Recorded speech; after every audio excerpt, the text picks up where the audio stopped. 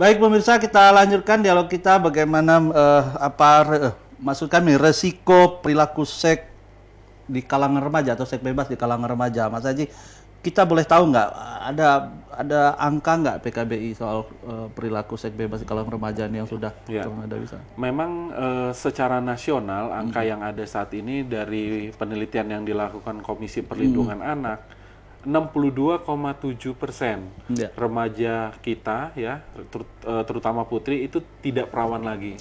Ini data yang 62%. 62,7%. Memang kalau di Lampung sendiri memang datanya sekitar 42% ya, remaja yang melakukan hubungan seksual.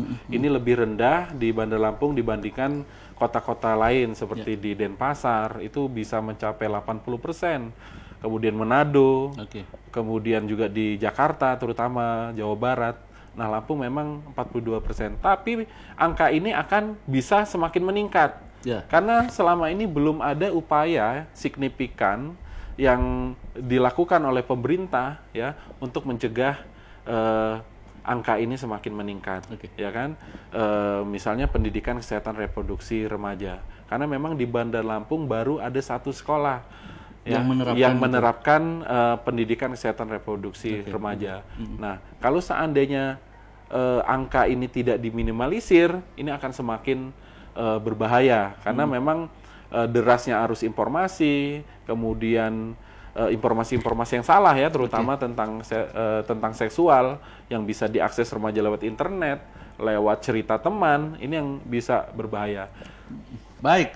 Mas Haji, terkait itu juga kita banyak lagi-lagi banyak menerima SMS ini yang hampir puluhan bahkan belasan kita yang terima ini SMS. Kita sebut saja misalnya dari 0853682118 sekian. Bagaimana dampaknya bagi kesehatan reproduksi remaja khususnya wanita yang menggunakan KB sebelum umur 20 tahun. Nah, ini masih di kalangan remaja lagi kan 20 tahun. Ya, idealnya memang usia hamil itu di atas 20 tahun. Karena di bawah 20 tahun remaja tersebut organ reproduksinya sedang tumbuh. Jadi belum siap untuk menerima calon bayi. Kemungkinan untuk terjadinya kehamilan di luar kandungan, kemudian perdarahan ketika melahirkan itu resikonya sangat tinggi. Kemudian juga ketika usia remaja dia memakai kontrasepsi yang hormonal ya seperti suntik, pil, ini juga berbahaya karena bisa menyebabkan kemandulan. Ya, ketika dia menikah mau punya anak dia tidak bisa karena sudah secara hormonal kontrasepsi tersebut membuat akhirnya dia menjadi susah untuk memiliki anak nantinya gitu. Sebaiknya jangan ya. Kalaupun seandainya memang tidak bisa menghentikan perilaku seksualnya dengan cara aman seperti yang dianjurkan Kemenkes dengan menggunakan kondom itu yang paling aman. Baik pemirsa, kita masih ada juga SMS ini dari 0812722220 sekian. Aspek kesehatan yang mungkin perlu diperhatikan oleh remaja putri kita nih apa? Ya, jadi memang remaja putri ya berbeda dengan organ seksualnya dengan remaja perempuan ya.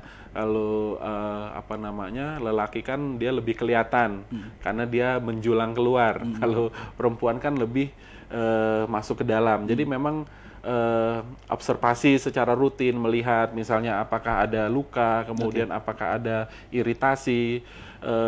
Ini yang perlu dijaga dengan pemeriksaan organ reproduksinya ya setiap hari, setiap mandi ya, kemudian juga pemeriksaan payudara ya kan.